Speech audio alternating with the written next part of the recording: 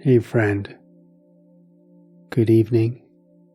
Welcome back to the Grounded Sleep Podcast. I'm David, and I'm going to be your guide tonight, and it is my privilege to help you fall asleep, let go of the day, and have a really great rest.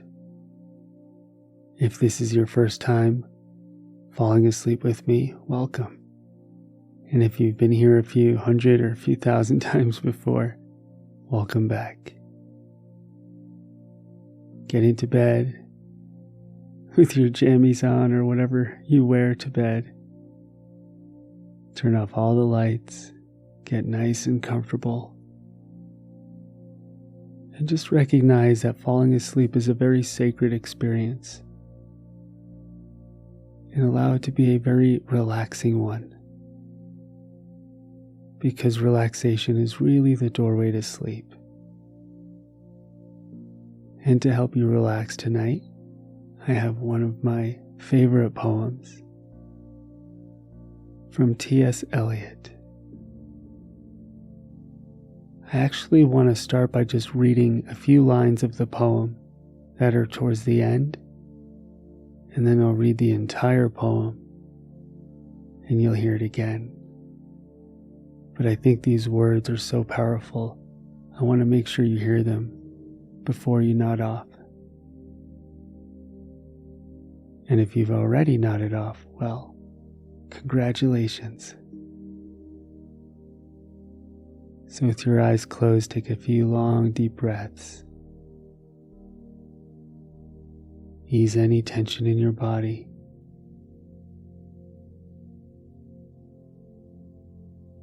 Allow the night to start to call you. And let gravity just start to pull you down into your bed.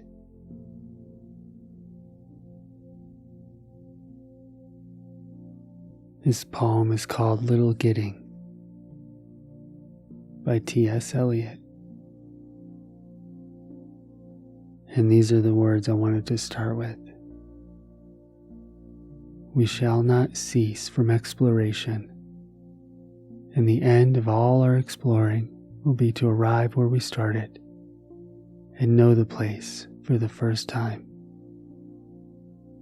Through the unknown, unremembered gate, when the last of the earth left to discover is that which was the beginning, at the source of the longest river, the voice of the hidden waterfall, and the children in the apple tree.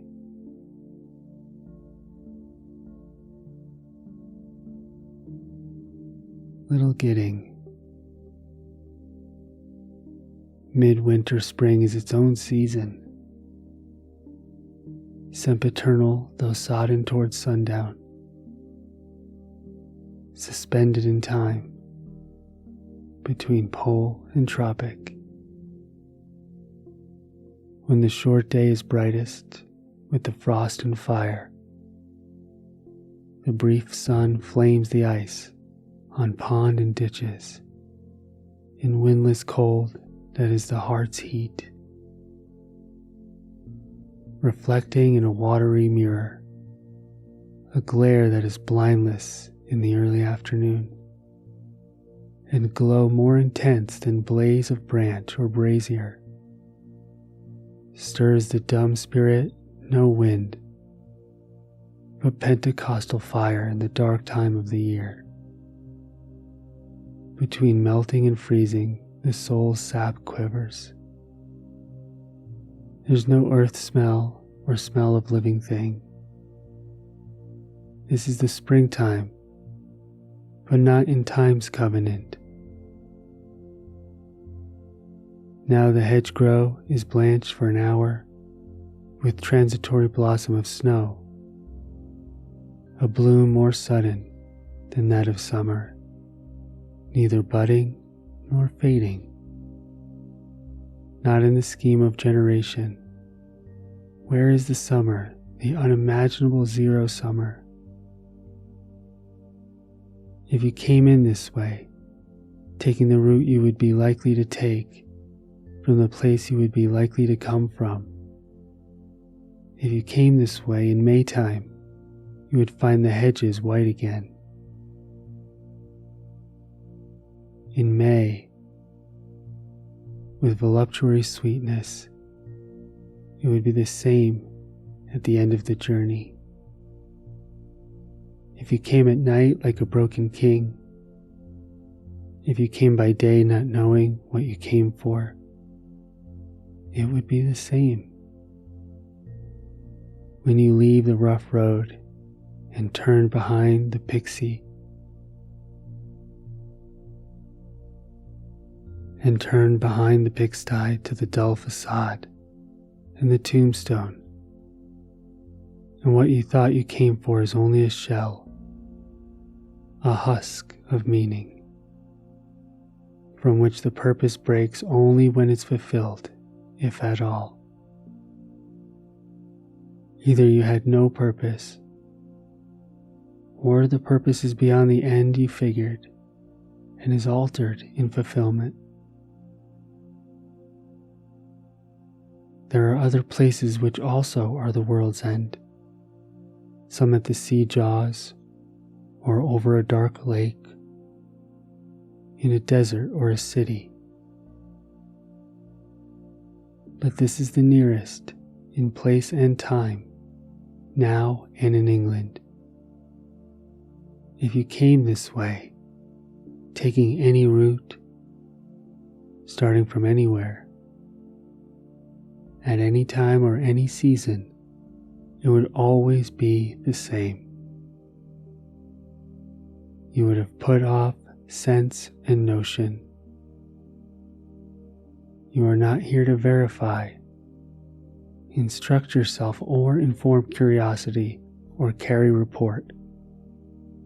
You are here to kneel, where prayer has been valid, and prayer is more than that order of words, the conscious occupation of the praying mind, or the sound of the voice praying.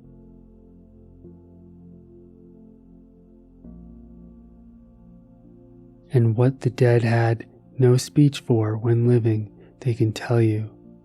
Being dead, the communication of the dead is tongued with fire, beyond the language of the living. Here, the intersection of the timeless moment is England, and nowhere, never, and always. Ash on an old man's sleeve is all the ash the burnt roses leave. Dust in the air suspended marks the place where a story ended. Dust inbreathed was a house, the walls, wainscot, and the mouse, the death of hope and despair. This is the death of air.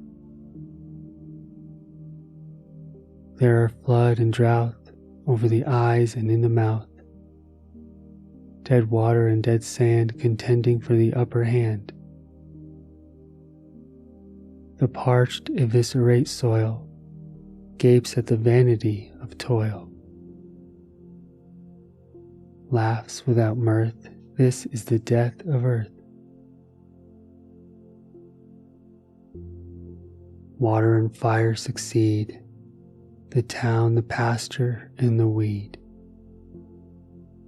Water and fire deride the sacrifice that we denied.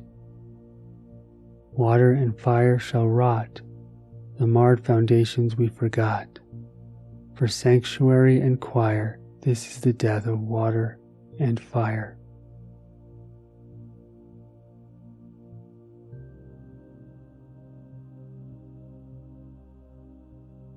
What we call the beginning is often the end, and to make and end is to make a beginning.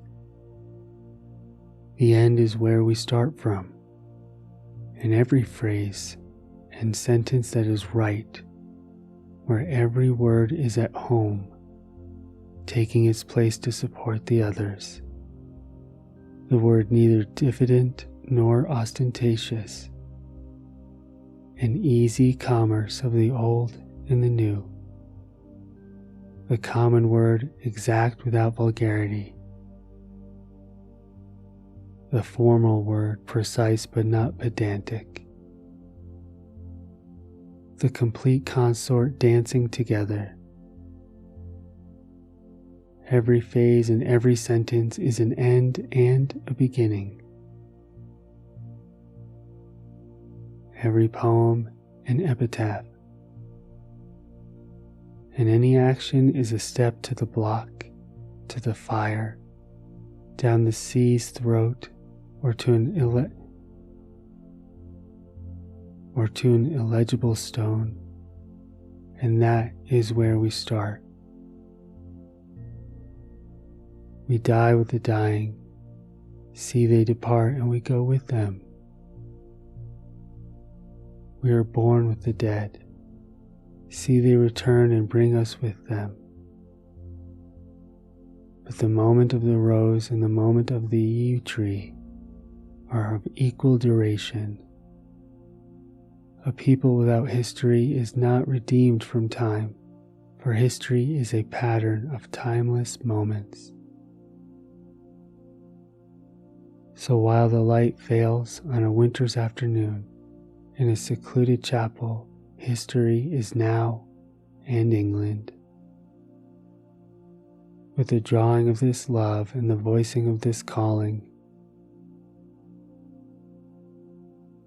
we shall not cease from exploration, and the end of all our exploring will be to arrive where we started and know the place for the first time.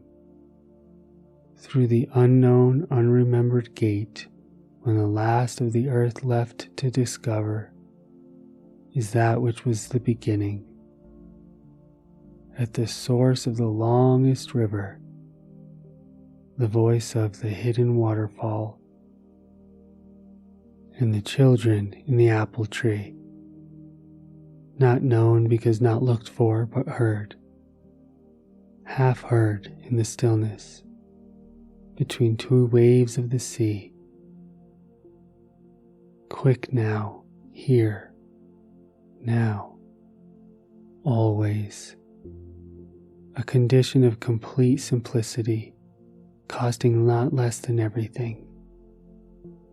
And all shall be well, and all manner of thing shall be well. When the tongues of flames are enfolded into the crowded knot of fire, and the fire and the rose are one.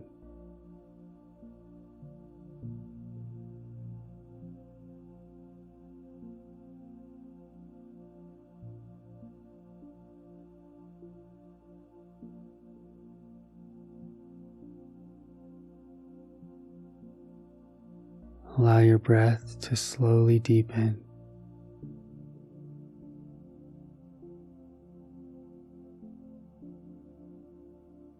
Allow yourself to drift off into sleep.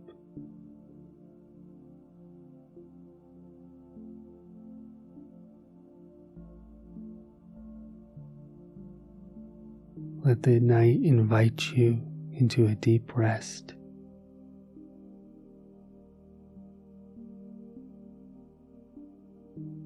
Sleep deeply, sleep cleanly, sleep calmly, and I'll see you on the other side.